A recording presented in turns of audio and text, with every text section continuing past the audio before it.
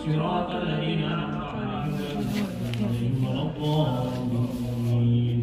ثم إلى جميع القبور من المسلمين والمسلمات والمؤمنين والمؤمنات المشارق والبحرها وغيرها، خصوصا آباءنا وأمهاتنا وجداتنا وجدتنا ومشيخنا ومشينا ومشيخنا وأساتذتنا ولما اجتمعنا هنا بسبب الفاتحة.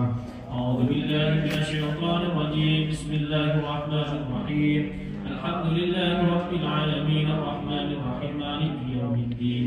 إياك نعبد وإياك نستعين اهدنا الصراط المستقيم صراط الذين أنعمت عليهم غير المغضوب عليهم ولا الضالين. Mari yang belum diselesaikan dibagi sesuai kursnya masing-masing. Kalau yang tidak kebagian bisa ikutin saya juz 30.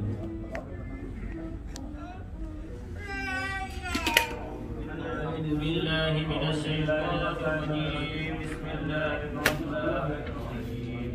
Amma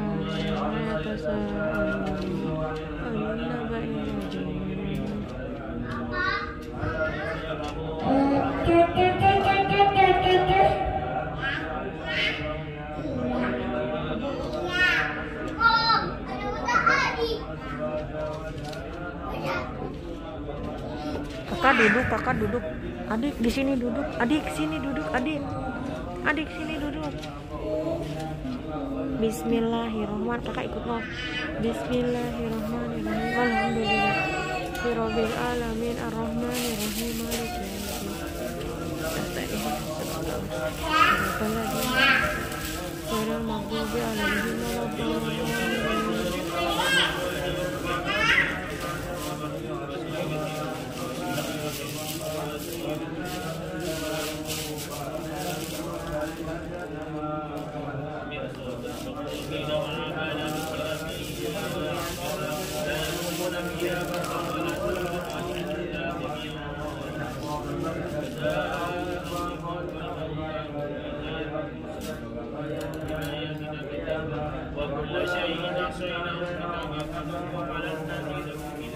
ثم إلى حاضر إخوانه من الأنبياء والمرسلين والأولياء والشهداء والصالحين والصحابة والتابعين والعلماء والمصنف المخلصين وجميع الملائكة المقربين خصوصا سيدنا شيخ القادر جيلاني رضي الله عنه. الفاتحة. أعوذ بالله من الشيطان الرجيم. بسم الله الرحمن الرحيم. الحمد لله رب العالمين الرحمن الرحيم مالك يوم الدين. إياك نعبد وإياك نستعين اهدنا الصراط المستقيم صراط الذين أنعمت عليهم غير المغضوب عليهم ولا الضالين. ثم إلى جميع القبور من المسلمين والمسلمات والمؤمنين والمؤمنات المشارق والبحرها وغيرها، خصوصا آباءنا وأمهاتنا وجداتنا وجدتنا ومشيخنا ومشينا ومشيخنا وأساتذتنا ولما اجتمعنا هنا بسبب الفاتحة. أعوذ بالله من الشيطان الرجيم. بسم الله الرحمن الرحيم. الحمد لله رب العالمين الرحمن الرحيم مالك يوم الدين. إياك نعبد وإياك نستعين اهدنا الصراط المستقيم صراط الذين أنعمت عليهم غير المغضوب عليهم ولا الضالين. Mari yang belum diselesaikan dibagi sesuai kursnya masing-masing. Kalau yang tidak kebagian bisa ikutin saya juz 30.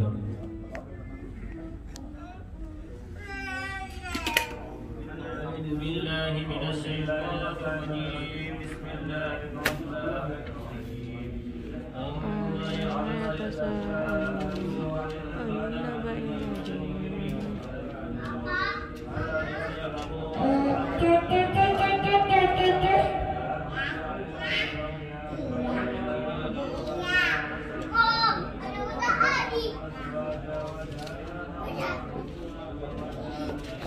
Kakak duduk. Adik di sini duduk. Adik sini duduk. Adik sini duduk. Bismillahirrahmanirrahim. Kakak ikut loh. Bismillahirrahmanirrahim. Alhamdulillah. Rabbil alamin arrahmanirrahim maliki yaumiddin.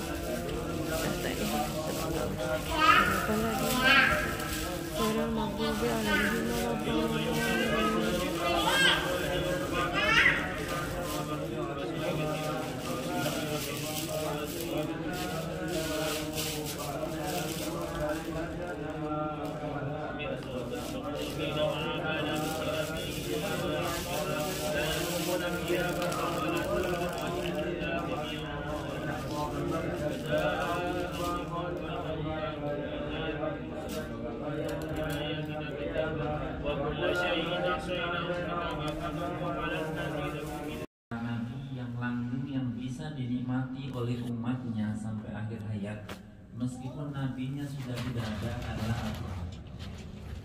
Kita tahu beberapa nabi yang lain itu sudah Allah karuniai dengan mukjizat juga. Nabi Musa, Nabi Isa. Nabi Musa itu mukjizatnya banyak juga. Bawa tapi Di nanya antaranya dengan tongkatnya itu bisa membelah lautan, itu di masjid gak boleh bisa nenen. memunculkan beberapa air 12 mata air muncul dari batu yang dikumpulkan dengan tongkat ini. Kemudian banyak lagi mukjizat Nabi Musa alaihissalam.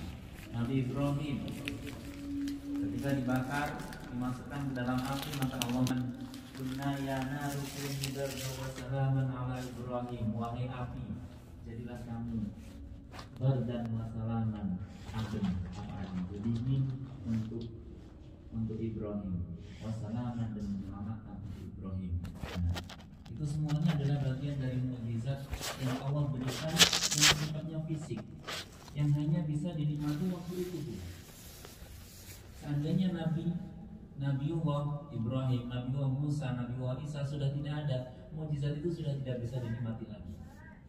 Waktu itu Nabi Isa juga pernah, mukjizatnya adalah Allah turunkan Al-Maidah, hidangan dari langit. Waktu itu Rabbana anzil alaina ma'idatan minas sama'i takunu lana 'idan li awwalina wa akhirina wa ayatan min warzuqna wa anta khairur raziqin. Begitu langsung Allah menurunkan hidangan dari langit. Nabi Musa juga pernah ketika Bani Israel begitu ngeyelnya, minta bukti bahwasanya saya tidak akan beriman kalau tidak melihat Allah. Saya tidak beriman kalau tidak ada mukjizat. Mana buktinya? Akhirnya minta makanan. Allah turunkan al-manna wassalwa. Akhirnya minta lagi, kami tidak sabar dengan cuma makanan ini saja. Kalau kita lihat Bani Israel itu banyak sekali, yang sehingga Allah turunkan mukjizat Nabi Musa itu karena ngeyelnya Bani Israel. Kami lam nasbiru ala ta'amin wahidin. Kami tidak sabar dengan makanan satu saja. Fadulana rabbak, maka doalah kepada Tuhanmu, yukhrij lana mimma tunbitul ardh, sehingga Tuhanmu nanti akan mengeluarkan dari bumi ini mimba baliha, sayur mayurnya, wa qithaiha, dan juga mentimunnya, wa fumiha, dan bawang-bawang, wa adasiha, kacang adas, wa basoliha, dan basol itu bawang merah. Ini semuanya adalah mukjizat Allah yang memang berlaku hanya waktu itu saja. Seandainya Nabi ketika Nabi Musa sudah tidak ada, ya sudah tidak ada lagi mukjizat yang bisa dinikmati oleh umat Bani Israel. Nah, satu-satunya mukjizat yang Allah berikan kepada seorang nabi, yaitu Nabiullah Muhammad SAW, adalah Al-Quran Karim. Al-Quran Karim yang menjadi mukjizat sepanjang. Ketika Allah menurunkan Al-Quran ini diturunkan kepada Nabi pilihan, yaitu Nabi Muhammad SAW. Bulannya pun bulan pilihan, bulan Ramadan. Pilihan, Allah pilihkan bulan yang paling mulia, bulan Ramadan. Diturunkan oleh malaikat yang mulia, pemimpin para malaikat dalam riwayat adalah Ruhul Qudus, yaitu malaikat Jibril, malaikat yang mulia. Diturunkan di kota yang mulia, Makkah dan Madinah, mulia juga.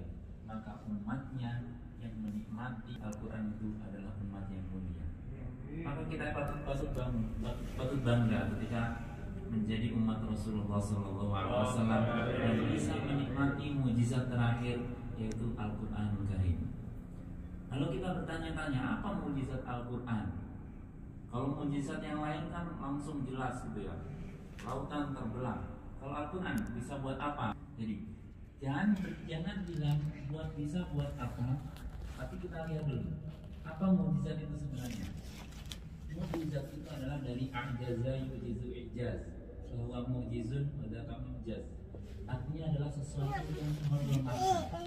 Ada dalam bahasa ajuz. Ajuz itu orang yang sudah jumbo itu ajuz.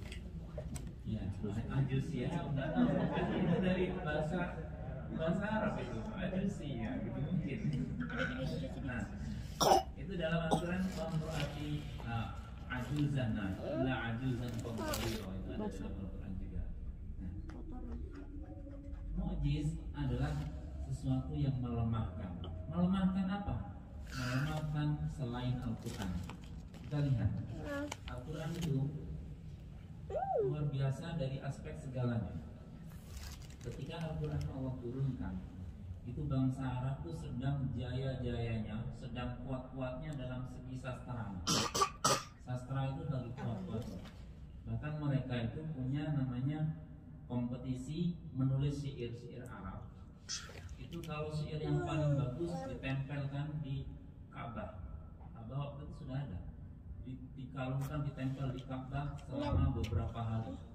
Maka yang disebut itu syair yang hauliyat, namanya hauliyat, ditempelkan di Ka'bah. Nah, itu syair yang terbagus. Itu orang Arab sampai segitunya. Ketika Al-Quran turun, nah, di sini dari segi sastranya saja sudah melemahkan orang-orang Arab yang ahli sastra semuanya. Mereka tidak bisa mengungguli Al-Quran. Tapi ketika Al-Quran turun, Al-Quran menantang. Al-Quran itu menantang. Makanya salah satu karakternya mukjizat itu menantang orang lain untuk mendatangkan sesuatu hal yang semisal yang bisa untuk menandingi itu. Maka Rasulullah, maka ayat turun yang pertama adalah ketika itu tentang masalah tantangan Al-Quran. Itu mengkirai mimma nazalna ala fa'tu bi suratin min mithli. Kalau kamu masih ragu tentang apa yang aku turunkan, kata Allah, fa'tu bi suratin min mithli. Datangkan satu surat saja dari Al-Quran. Datangkan satu surat saja. Ini orang Arab sedang heboh-hebohnya, sedang fase-fasenya untuk bikin syair. Kalau kamu mampu silahkan datangkan. Sebelumnya datangkan 10 surat. Fa'tu bi asyri suwarin mithli. Datangkan 10 surat. Nggak mampu, fa'tu bi suratin mithli, satu surat saja. Akhirnya nggak ada yang mampu pula. Nggak ada satupun yang mampu. Tapi bukan berarti nggak ada yang nyoba. Banyak yang nyoba. Berusaha, cari gimana caranya bikin tandingan Al-Quran. Dalam beberapa kitab itu disebutkan, termasuk di kitab Tauhid namanya Al-Islam Yatahadda, itu disebutkan. Ada yang berusaha menandingi Al-Quran. Dia minta waktu beberapa hari, cukupi kebutuhan saya di dalam kamar, saya akan bersemedi di dalam ini untuk bikin Al-Quran tandingan. Ini ahli sastra. Cukupi segalanya, makan, minum, kertas, semuanya dicukupi. Jangan ganggu saya selama beberapa hari. Ya sudah, dibiarkan. Hanya ketika sampai waktunya, ketika dibuka pintunya, apa yang sudah kau hasilkan dari beberapa hari? Ternyata setelah dibuka kamarnya itu, kertas-kertas berantakan berserakan di mana-mana dengan penuh coretan. Dan dia mengaku, saya tidak menghasilkan satupun untuk bisa menandingi Al-Quran, meskipun cuma satu ayat. Padahal dia ahli sastra. Dari situ dia sudah angkat tangan, angkat bendera putih, tidak mampu. Ada lagi, banyak lagi. Yang sudah terkenal adalah Musailamah Al-Kadzdzab. Nah, Musailamah Al-Kadzdzab itu yang bohong, ya, bohong. Itu bikin tandingan Al-Quran juga. Makanya banyak ayat. Ya, di antaranya ada banyak surat itu, ada bikin surat Al-Bidda. Itu artinya bodoh. Mentang-mentang di Al-Quran ada surat Al-Fil, gajah. Mereka bikin surat Al-Bidda. Mereka bikin surat Al-Fil juga, gajah. Tapi beda redaksinya. Dia bilang Al-Fil mal-Fil, wa ma adraka mal-Fil, hayawanun kabir, lahu dhulun tawil, wa udhunun kabir. Bahasanya Al-Fil mal-Fil, tahukah kamu apa gajah? Gajah itu binatang yang besar, sama kayak lagu anak-anak itu ya. Punya belalai yang panjang, kupingnya lebar. Seandainya itu bernilai sastra, pasti akan diakui orang ramai waktu itu. Bagaimana? Tidak ada yang mengakui kehebatan itu semua. Tapi ketika Al-Quran, itu semuanya orang angkat tangan dan tidak bisa untuk bisa menandingi. Tantangan itu karena Al-Quran yang mukjizat, mukjizat itu melemahkan, maka sampai berlaku sampai saat ini. Maka kalau saat ini ada yang masih ragu dengan Al-Quran, silahkan suruh bikin Al-Quran tandingan. Ini terjadi, Ahmadiyah itu punya dulu. Di awal-awal itu saya pernah buka browser itu ada namanya Furqanul Haq. Furqanul Haq. Itu mirip sekali dengan Al-Quran. Ada namanya surat juga. Qul ya ayyuhal mu'minun. Pokoknya terakhirnya innakum lafi dhalalin mubin. Wahai orang-orang yang mukmin, sesungguhnya kamu berada dalam kesesatan yang sangat nyata. Tapi itu semuanya mana? Gaungnya sampai sekarang nggak ada. Padahal kita semuanya juga nggak memusuhinya gitu ya. Ternyata mana nggak ada pengakuannya. Itu terbukti bahwasanya Al-Quran adalah mukjiz, mengalahkan, melemahkan selain Al-Quran. Maka itu dari sisi bahasanya saja. Maka Al-Quran terakhir menutup tantangan ini dengan menyampaikan dalam sebuah ayat, Qul la in ijtama'atil insu wal jinnu ala an ya'tu bimithli hadzal Qur'an la ya'tuna bimithlihi walau kana ba'duhum li ba'din dhahira. Qul, katakan Muhammad, la in ijtama'atil insu wal jinnu, seandainya jin dan manusia ini berkoalisi, kerjasama untuk bisa mendatangkan, untuk bisa membuat Al-Quran tandingan, la ya'tuna bimithlihi, maka tidak akan bisa mereka mendatangkan Al-Quran semisal Al-Quran saja, walau kana ba'duhum li ba'din dhahira, meskipun satu di antara yang lainnya sama-sama jelas dan menampakkan semuanya itu. Ini adalah terakhirnya. Jadi Al-Quran itu dari sisi sastranya sudah menampakkan bahwasanya memang benar-benar itu adalah kalamullah dan bukan kalam berbashar. Kalamullah yaitu kalamullah, firman Allah, dan bukan kalam Muhammad, bukan ciptaan Muhammad. Maka ini sebenarnya kenapa Rasulullah itu pembimbing itu dalam beberapa literatur itu disebut pembimbing yang tidak baca dan tidak menulis. Dan Muhammad tidak membaca dan tidak menulis. Tapi bukan berarti Rasulullah bodoh, tidak. Alhamdulillah dari tidak. Tapi Rasulullah begitu cerdasnya, maka tidak perlu baca, tidak perlu menulis, dan itu hikmahnya yang menunjukkan bahwasanya Al-Quran itu bukan tulisan Muhammad, bukan untuk menepis isu-isu semuanya. Seandainya Rasulullah itu apa waktu itu,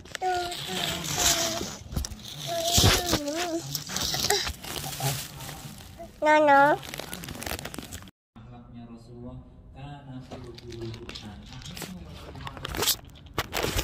Al-Quran itu Rasulullah. Kalau Al-Quran bilang A, maka Rasulullah pun melakukan A. Maka itu adalah bagian dari contoh nyata dari Al-Quran itu ya Rasulullah. Makanya dalam Al-Quran sendiri, laqad kana lakum fi Rasulillahi uswatun hasanah, yang merujuk pada Rasulullah. Ini yang kadang-kadang kita ada alfa di sini. Kenapa? Terutama generasi sekarang itu banyak sekali kita melupakan siapa sosok yang harus kita ikuti, siapa sosok yang harus kita jadikan panutan. Kadang-kadang banyak orang yang menjadikan panutan, oh ini gurunya, ternyata gurunya tak baik. Ternyata ada yang menjadikan panutannya adalah siapa tokoh yang ada di negara atau tokoh yang ada di masyarakat, ternyata tokohnya juga kurang baik. Ada yang seperti itu.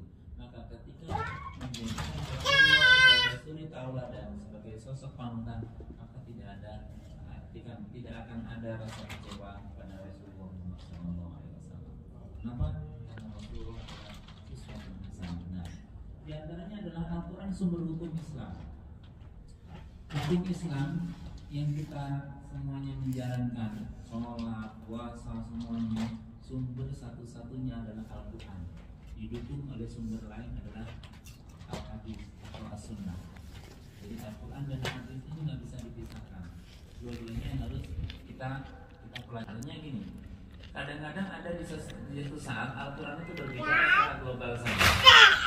Untuk menjelaskan Al-Quran ini bagaimana, maka dirujuklah kepada hadis Rasulullah. Nah, contoh saja kalau sholat, Al-Quran itu hanya berbicara wa aqimus sholat, atu zakat, dirikan sholat, seperti itu saja. Tapi nggak ada tata cara sholat. Ada warka'u ma'arrokin, rukuklah kalian bersama orang-orang yang sedang rukuk, maksudnya sholat disebut. Tapi di hadis, ada sunnah yang menyatakan bahwasanya sholat itu seperti ini. Itu semuanya ada pada Rasulullah. Nah itu.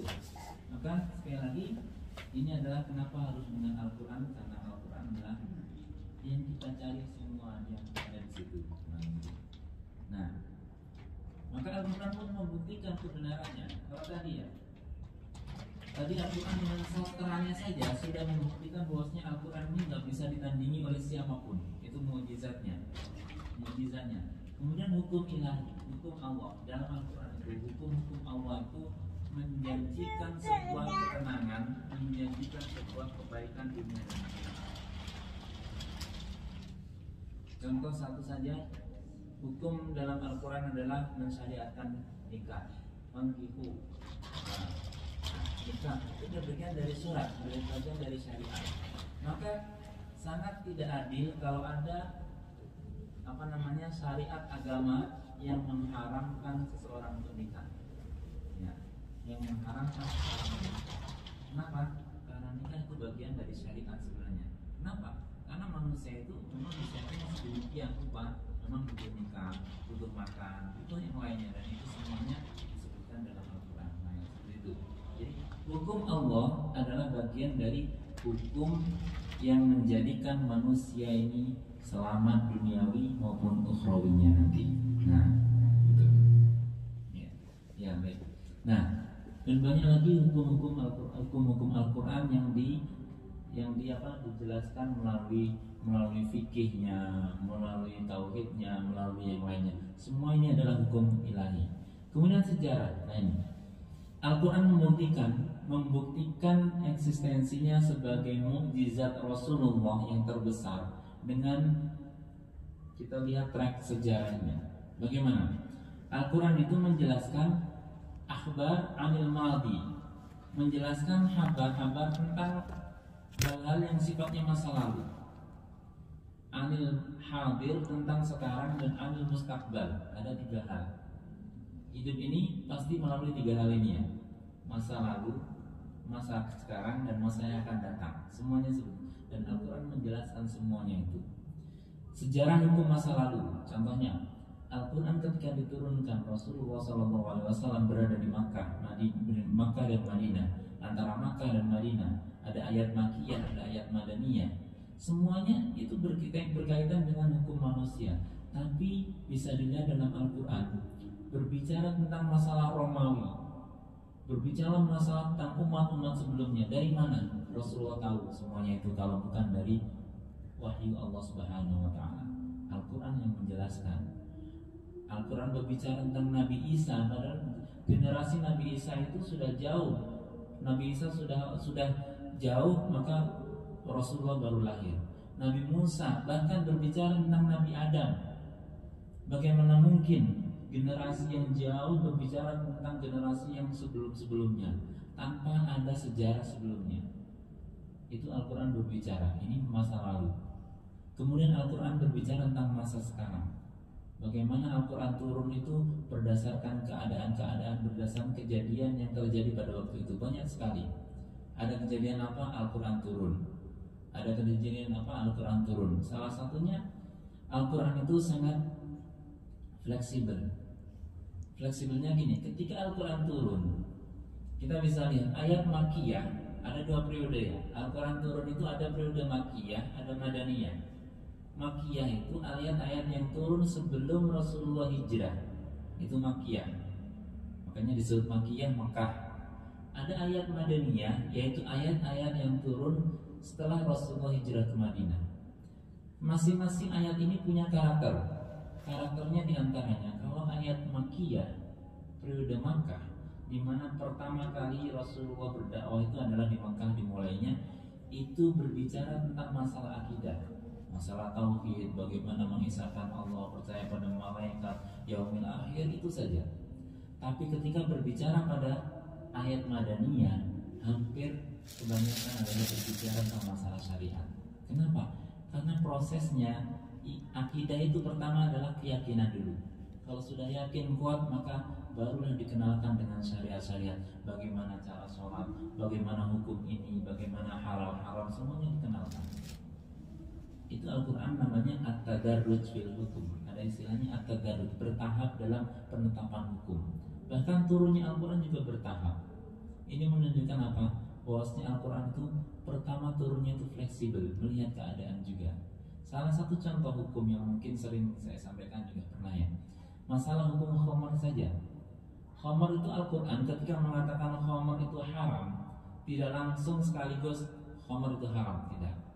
Tapi turunnya Al-Quran itu bertahap, sampai kurang lebih ada 4 kali ayat yang berkaitan dengan khamar. Yang pertama kali berkaitan dengan Al-Quran menghabarkan bahwasanya wa min thamaratin nakhili wal a'nabi tattakhiduna minhu sakaran wa rizqan hasanah. Dari buah-buahan anggur dan kurma itu bisa kamu jadikan hal-hal yang memabukkan, tapi bisa juga kamu konsumsi sebagai rezeki yang baik. Ini sebuah kabar, ini menghabarkan.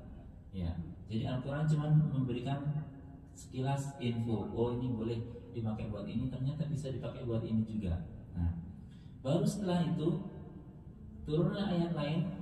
Ketika ada orang bertanya, yas'alunaka 'anil khamri wal maisir, wahai Muhammad, mereka bertanya kepadamu wahai Muhammad tentang masalah hukum khamar dan maisir. Qul, katakan, fihi ma ithmun kabirun wa manafi'ul linnas, di dalamnya ada ithmun kabirun, ada dosa yang besar di dalamnya. Wa manafi'ul linnas, tapi ada juga manfaatnya bagi manusia. Nah, kita suruh berpikir di sini. Al-Qur'an itu mengajak kita untuk berpikir. Ada dosa besar, ada manfaatnya. Ibaratnya ada madharatnya, ada manfaatnya. Wa ithmuhuma akbaru min naf'ihima. Tapi ingat, dosanya jauh lebih besar dibanding manfaatnya. Kalau kita disuruh milih, ini ada manfaatnya, tapi ini ada madharatnya. Madharatnya jauh lebih besar dibanding manfaatnya. Kita milih enggak? Enggak. Pasti kita milih enggak. Kita enggak akan milih ini. Kenapa? Madharatnya jauh lebih besar dibanding manfaatnya. Manfaatnya 1, madharatnya 9 banding 1. Maka kita pasti tidak milih itu.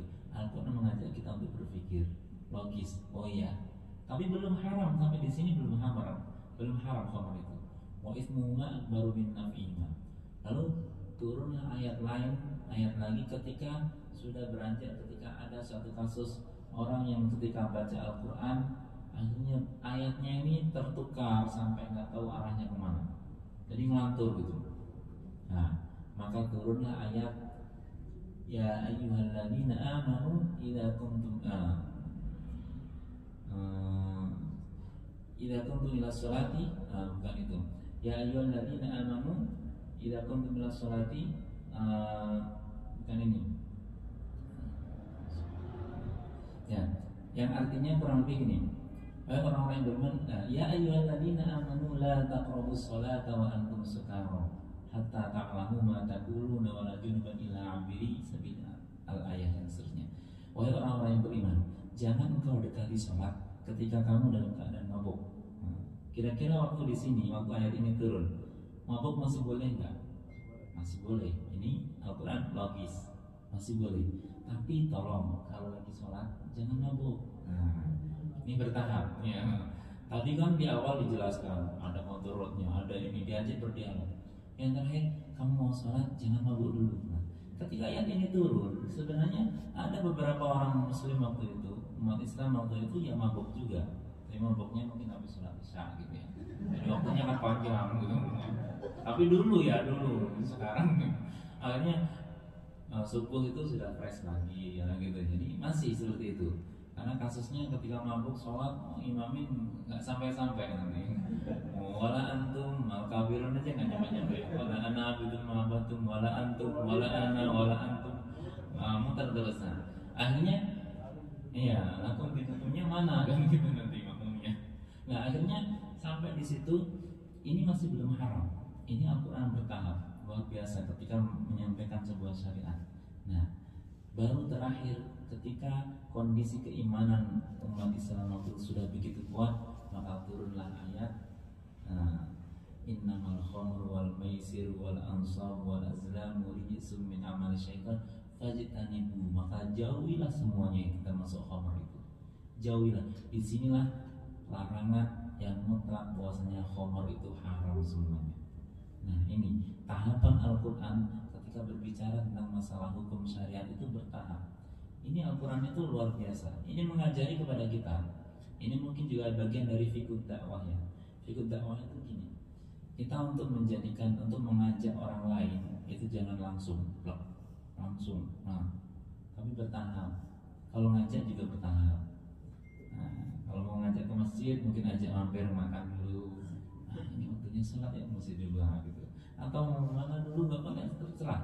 Itu gimana caranya? Kita yang tahu kondisinya. Jangan langsung kamu jangan langsung nunjuk, jangan langsung ini. Nah, itu bertahap. Itu ya itu fikih dakwah bertahap. Al-Quran aja seperti itu. Nah, itu Al-Quran. Nah, sebaliknya kalau melarang seseorang juga bertahap. Kita aja melarang anak kita itu nggak cukup sekali dua kali. Mungkin sekali kita larang, besok lagi harus kita jelaskan kenapa itu kita larang. Kita berikan gambaran, contohnya kenapa kita larang, karena itu mudarat, kita berikan contohnya. Begitu seterusnya sampai dia paham, sampai dia bisa meninggalkan jernih. Itu semuanya seperti itu. Kita aja juga sama. Kalau kita merasa bahwasanya untuk merubah sesuatu, apalagi itu sebuah kebiasaan kita, itu nggak bisa langsung simsalabim, maka jangan menjadikan itu semuanya untuk orang lain juga simsalabim seperti itu. Ya, jadi seperti itu bertahap. Namanya at-tadarruj fil hukum, bertahap dalam penerapan hukum. Nah, seperti itu. Kita ini juga sekarang ini kita sedang berproses, jangan salah. Jangan menganggap kita sekarang ini sudah Islam kafah, sudah selesai Islam kita gitu kan. Wah, saya sudah ngaji, sudah sholat sudah, zakat juga sudah, malah lebih lagi sedekah juga saya lakukan, sholat juga sunnah-sunnahnya saya lakukan, haji sudah, rukun Islam sudah, rukun iman saya iman pada Allah, malaikat, kitab, Rasul, sampai hari kiamat, sampai kota-kotanya saya iman, saya sudah kafah. Belum, kita ini juga masih berproses. Dalam proses inilah kita biasanya bertahap. Kadang-kadang iman kita yang perlu, kadang juga lagi naik, ya itu aja seperti itu. Nah, inilah proses. Maka itu semuanya adalah menunjukkan bahwasanya Al-Quran itu luar biasa dan Al-Quran itu mukjizat bagi siapapun yang ingin mempelajarinya. Itu tentang sejarah. Contoh lagi, masa lalu, masa yang akan datang. Al-Quran bukan kitab primbon, bukan. Al-Quran juga bukan kitab untuk memprediksi masa akan datang, bukan. Tapi Al-Quran menghambarkan masa yang akan datang secara pasti yang harus diimani. Contohnya apa? Hari kiamat. Belum terjadi, tapi Al-Quran sudah banyak berbicara tentang hari kiamat. Bahkan namanya aja macam-macam. Ada Al-Waqi'ah, ada Al-Qari'ah, macam-macam ya. Itu semuanya adalah hari kiamat. Itu yang harus kita imani. Tapi itu belum terjadi. Kematian itu mungkin kita belum mengalami, tapi itu semuanya sudah diceritakan di Al-Quran juga. Nah, iya, semuanya bercerita di Al-Quran. Itu masa lalu, masa yang akan datang. Contoh lagi, ketika Al-Quran turun, itu ada waktu itu sedang berjaya-jayanya dinasti Romawi, kerajaan Romawi dan Persia, kemudian ada yang Yunani. Ada 3 kekuasaan besar waktu itu. Nah, waktu itu orang berbicara, orang melogikakan, orang berpikir bahwasanya Romawi itu tidak akan terkalahkan. Karena Romawi itu begitu besar dengan kekuatan, dengan semua pun yang ia miliki. Maka Al-Quran berbicara, Alif Lam Mim, ghulibatir Rum. Alif Lam Mim, Romawi akan runtuh, akan jatuh. Di saat jaya-jayanya seperti itu, ini Al-Quran kok bicara seperti itu. Nah, tapi setelah itu ghulibatir Rum fi adnal ardi wa hum min ba'di ghalabihim sayaghlibun fi bid'i sinin. Akan tetapi setelah dia terkalahkan, dia akan bangkit dan akan menang kembali dalam hitungan beberapa tahun. Ini belum terjadi, tapi Al-Quran mengatakan itu semuanya.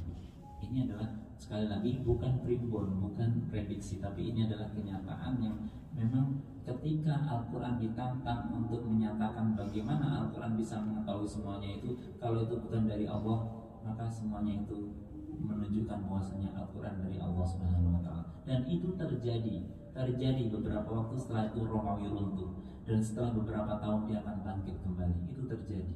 Nah, ini menunjukkan bahwasanya sejarah Al-Quran itu luar biasa. Belum lagi tentang kisah-kisah dalam Al-Quran. Kalau kita lihat, mayoritas ayat dalam Al-Quran itu berbicara tentang kisah.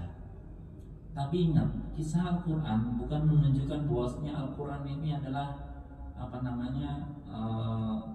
cerita atau fiktif atau apa, tidak.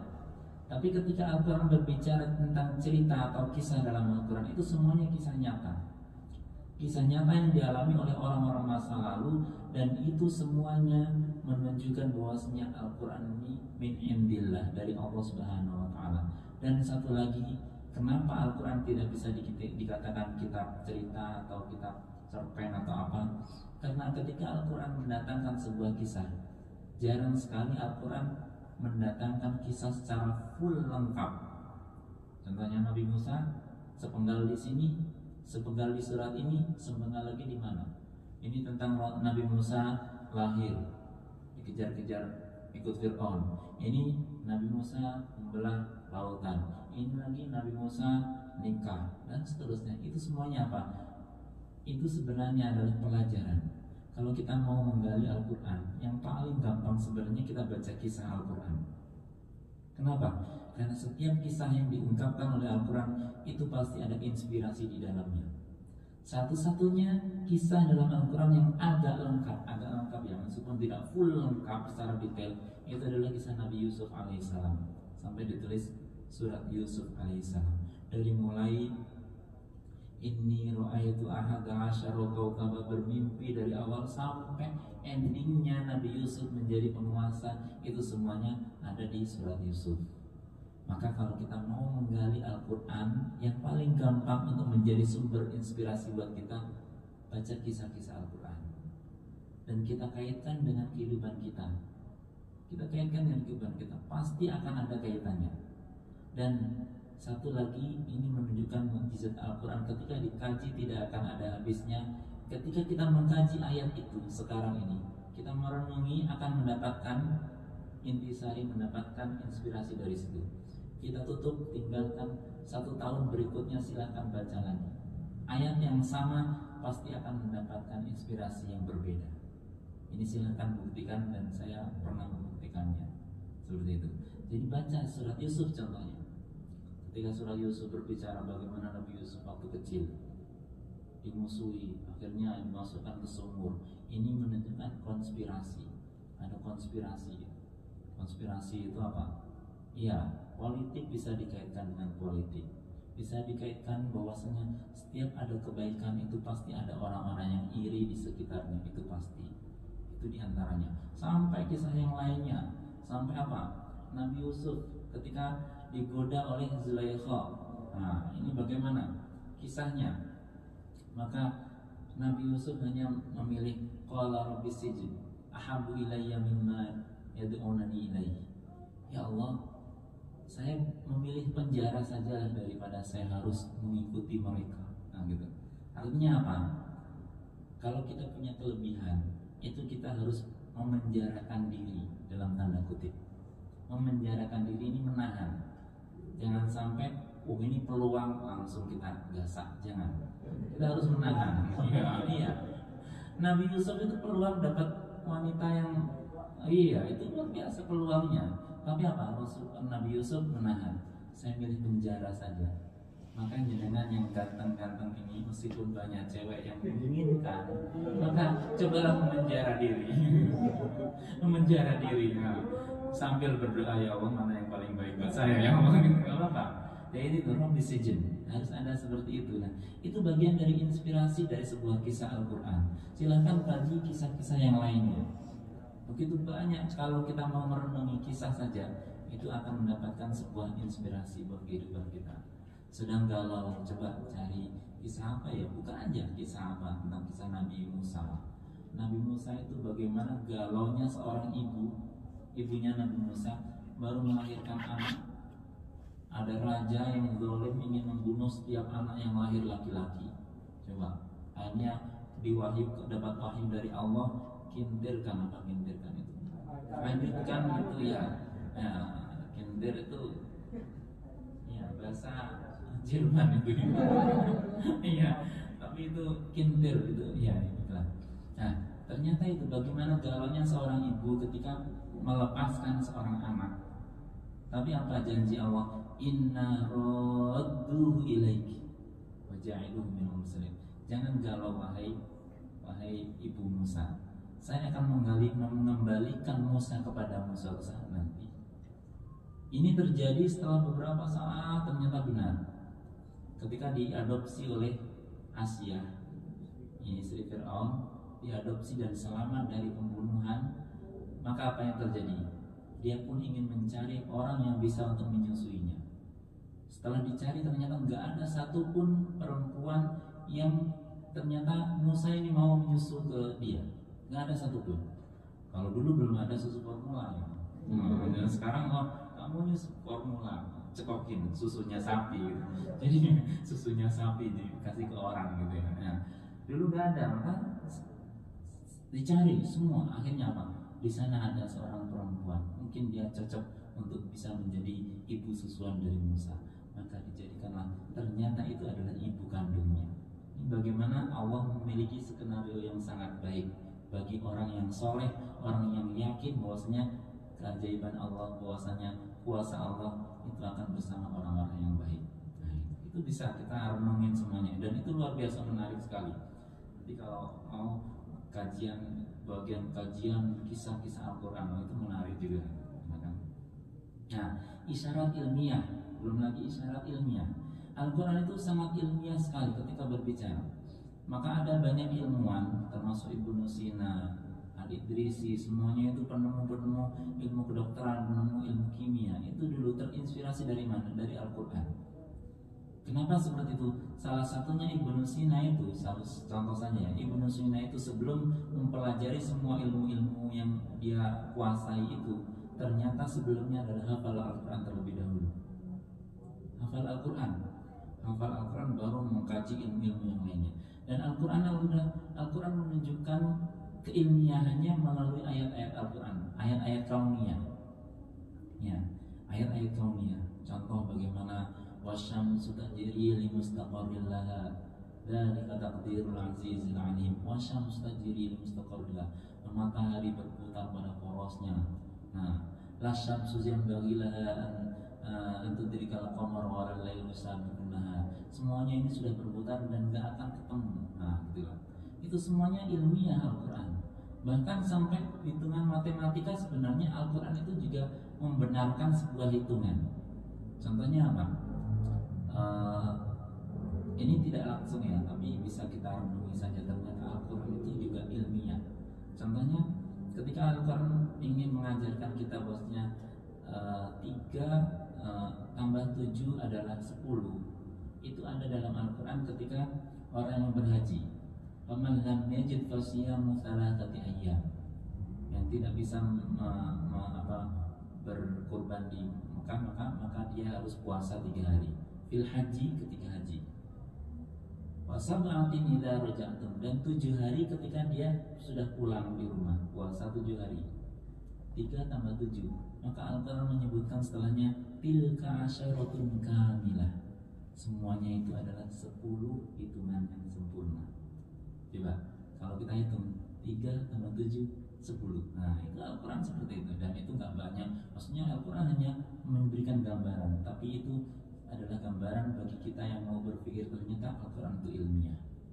Belum lagi ayat-ayat yang lainnya, ayat tentang masalah waktu, yas'alunaka 'anil ahillah, qul hiya mawaqitu linnas, masalah bulan, itu semuanya adalah itu sebagai pengingat waktu buat kalian semuanya. Dan itu semuanya ilmiah, dan itu hanya bisa dipelajari oleh mungkin yang berkecimpung di sisi keilmuan. Makanya ada tafsir yang sudah lama sebenarnya. Tafsir itu tafsir sains, tafsir yang bersifat ilmu pengetahuan. Ini biasanya para mufassir itu dengan tim ini adalah saintis, ada orang yang ahli di bidang pengetahuan, ada ahli tafsir, dan ini bergabung. Kita ingin memecahkan ayat tentang sains tertentu, maka digalilah keilmuan ini dari pakarnya. Itu yang menimbulkan adanya tafsir sains, dan itu banyak dikaji sampai sekarang ini. Nah, itu ilmiah. Kisah inspiratif sebagaimana yang tadi sudah kita sampaikan ya, kisah-kisah Al-Quran. Nah, ini yang tadi di awal-awal pembukaan tadi, kulla ini jitama'atil insu wal jinnu ala ayyatu bimithli hadzal Qur'an la ya'tuna bimithlihi walau kana ba'dhum li ba'dhin dhahira. Gak akan mungkin ada seorang pun yang membuat tandingan Al-Quran di muka bumi ini. Dan ini sampai sekarang berlaku. Siapapun yang mau bikin Quran tandingan silakan gitu. Al-Quran tidak melarang sebenarnya. Cuman itu menunjukkan bahwasanya kita tidak beriman pada Al-Quran kan gitu. Tapi siapapun yang akan membuat tandingan Al-Quran, dia nggak akan bisa membuatnya seperti itu. Nah, maka ini tadi am yaquluna naftara qul fa'tu bi asyri surat. Ini tantangan yang pertama 10 surat kan? 10 surat. Nah, kemudian 10 surat nggak akan mampu. Lalu ini satu surat saja. Wa in kuntum fi raibin mimma nazzalna 'ala abdina fa'tu bi suratin min mithli. Satu surat saja. Wa du'u syuhada'akum. Silakan ajak teman-temanmu yang lain gitu. Jadi Al-Qur'an ngajak, ajak aja teman-temanmu bikin, silakan gitu. Satu surat saja gitu. Nah, itu. Maka enggak ada yang mampu. Am yaquluna naftara qul fa'tu bi suratin mithli wa du'u man istata'tum min dunillahi in kuntum shadiqin. Ajak siapa saja untuk membuat itu semuanya jika kamu memang benar-benar orang yang benar. Nah, ini. Nah, maka ini dari sisi Al-Quran. Kalau kita lihat dari sisi orang muslim, kita sebagai muslim, mungkin orang wajar, wajar orang menilai kitab sucinya dari sisi, pasti dia akan condong. Karena apa? Dia percaya terlebih dahulu. Oke, kita lihat sekarang. Ini kesaksian orang-orang yang tidak beragama Islam. Nah ini Gibbs dalam bukunya Muhammadism London ya. Ini menunjukkan, nah, jika memang Al-Quran itu hasil karyanya sendiri, maka orang lain dapat menandinginya. Cobalah mereka mengarang sebuah ungkapan seperti ini. Kalau sampai mereka tidak sanggup dan boleh dikatakan mereka pasti tidak mampu, maka sewajarnya mereka menerima Al-Quran sebagai bukti yang kuat tentang mukjizat. Ini kesaksian orang non-muslim ya. Robert Wilhelm, nah ini pakar genetika, pemimpin Yahudi di Albert Einstein College, menyatakan dengan tegas soal keislamannya. Dia masuk Islam setelah kagum dengan ayat-ayat Al-Quran tentang masa iddah wanita muslimah selama 3 bulan. Masa iddah wanita yang masa iddah wanita yang cerai. Wal mutallaqatu yatarabbasna bil anfusihinna thalathata quru. Sebenarnya bukan 3 bulan, itu masa sucian. Ya, perempuan itu masih setelah haid suci ya. Itu masa kalau orang dicerai, dia nggak boleh dinikahi lagi meskipun ada yang mau gitu ya. Nah, tapi tunggu masa iddahnya 3 sucian. Dia suci, haid lagi, suci, haid lagi, suci lah. Setelah 3 sucian itu boleh dipinang oleh orang lain seperti itu. Itu namanya iddah. Dan mereka merasa itu hal yang luar biasa bagi mereka. Tapi bagi kita mungkin itu sebenarnya biasa gitu lah. Di Al-Quran biasa. Tapi mereka yang benar-benar mendalami ternyata beriman cuma karena mengkaji masalah iddah saja. Nah, masa tunggu perempuan selama 3 bulan dan setelah proses dicerai oleh suaminya, ini sampai bisa memberikan petunjuk kepada orang yang mempelajarinya. Nah, ini adalah bukti nyata bahwasanya kita tak perlu kemana-mana untuk mencari kebaikan, untuk mencari bukti yang bahwasanya semua itu adalah bukti bahwasanya keesaan Allah, semua adalah menunjukkan bahwasanya kebesaran Allah, semua ada di Al-Quran. Tinggal bagaimana kita mencarinya, bagaimana kita mengkajinya, itu saja. Maka sekali lagi kita bangga dengan Al-Quran ketika Al-Quran itu menunjukkan eksistensinya sebagai mukjizat teragung yang bisa kita nikmati sampai sekarang ini. Salah satunya adalah dengan membaca saja kita terjamin akan kebaikan dan pahala dari Allah Subhanahu wa taala. Nah, karena semuanya itu ada pada Al-Quran ya. Cinta pada Al-Quran ya. Bagaimana cara merealisasikannya? Realisasinya dengan baca ayatnya, renungi maksud dan tujuannya, lalu amalkan isi kandungannya. Nah, bagaimana merenunginya? Kita baca tafsirnya, kita baca maksudnya, kita baca terjemahannya. Bagaimana mengamalkannya? Kita baca fikihnya, kita baca dari sisi-sisi lain hukum-hukum yang ada dalam Al-Quran. Nah,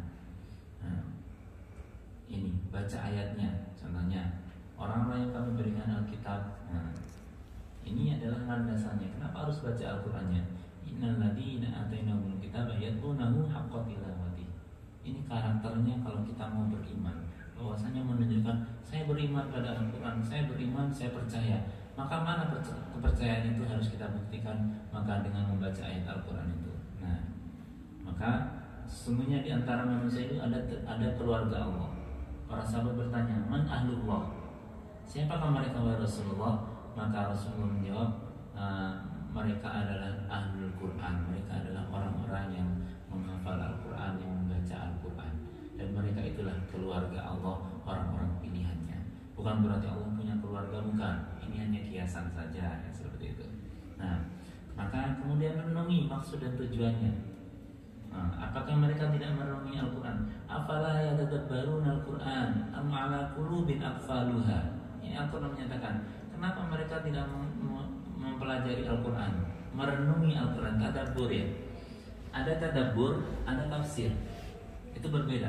Kalau tafsir itu harus ada disiplin ilmu tersendiri untuk bisa menjadi orang mufassir.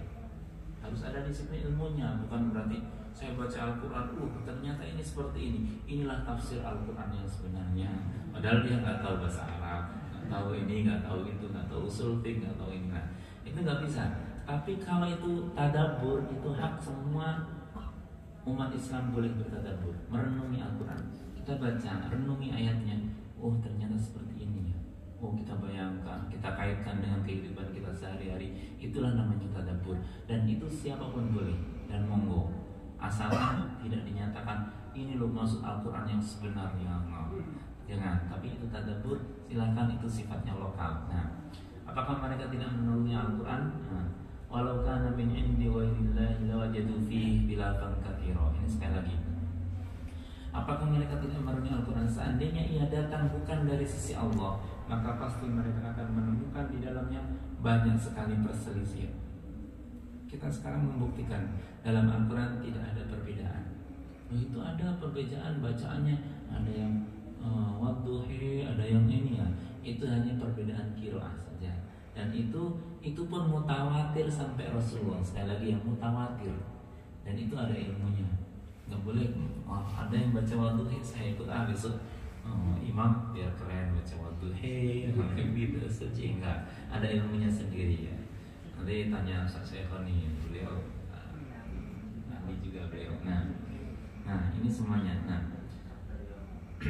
lalu amalkan isi kandungannya. Nah ini barang siapa mengikuti petunjukku, niscaya dia tidak akan tersesat, tidak pula celaka. Ini maka ini yang tadi di mukadimah saya sebutkan, bagaimana bisa kita merujuk semuanya itu. Maka semuanya itu sudah dibuktikan dan sudah diamalkan oleh Rasulullah SAW. Sedikit lagi ya, saya kasih contoh gambaran sedikit saja. Contohnya ketika kita mengkaji contoh indahnya bersama surat Al-Asr. Al-Asr pendek sekali ayatnya, cuma ada 3, dan ini surat andalan ketika kita jadi sholat. Al-Asr, inna a'tayna Al-Asr, aja, nah itu, ya, apa bagul gue ya, ya itu. Nah, yang artinya mungkin kita sudah hafal semuanya. Nah, contoh sederhana ketika kita mengkaji. Nah, maka ada 3 hal yang membebaskan manusia dari kerugian. Iman yang kuat, amal perbuatan yang baik, saling bernasihati dalam kebenaran dan kesabaran. Nah, itu saja. Jadi setelah kita baca, kita simpulkan seperti ini, maka kesimpulannya adalah kesolehan spiritual, maksudnya keimanan, hendaknya berimbas pada kesolehan sosial, amal soleh, yang membuat seorang mampu menularkan kepada orang lain yang ada di sekitarnya, sekaligus terbuka untuk menerima masukan atau nasihat dari orang lain.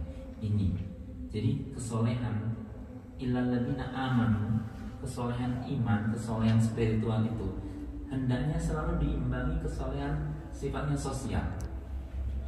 Kalau dia beriman, seharusnya dia juga baik sama tetangganya. Kalau dia beriman, seharusnya dia juga bisa menjaga ucapannya. Kalau dia beriman, seharusnya dia juga bisa menjaga perbuatannya. Itu adalah implementasi dari keimanan yang sebenarnya.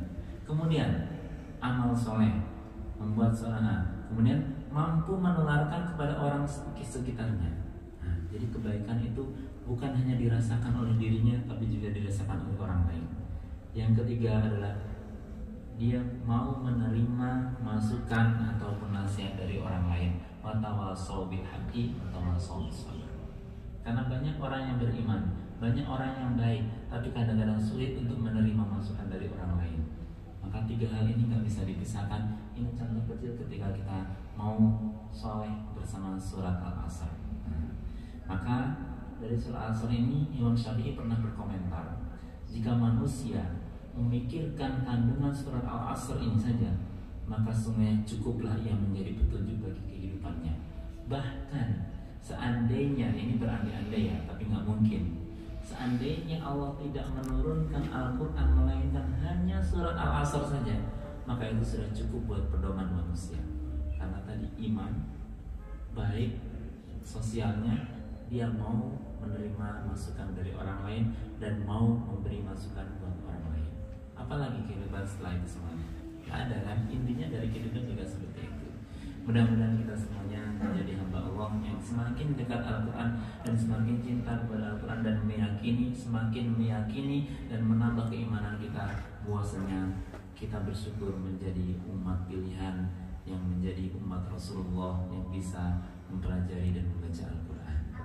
Mungkin itu saja yang bisa saya sampaikan. Kurang lebihnya mohon maaf. Usikum wa nafsi bitaqwallah. Wassalamualaikum warahmatullahi wabarakatuh.